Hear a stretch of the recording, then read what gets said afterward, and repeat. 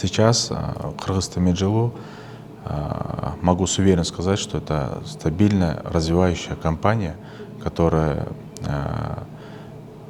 сильно показала результаты и финансовой части. У нас очень большие, хорошие показатели по сравнению с предыдущими годами. Остановлюсь на 2021 году, когда мы в 2021 году очень успешно, мы порядка 1 700 000 мы принесли балансовые прибыли. До этого, я могу сказать, 700 миллионов сумма была, это почти в 2 раза получается. И с каждым годом у нас результаты растут, мы развиваемся.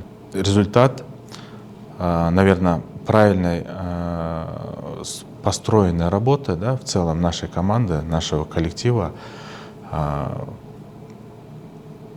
В 2025 году у нас ориентировочно мы планируем завершить также с прибылью более 2 миллиардов сомов.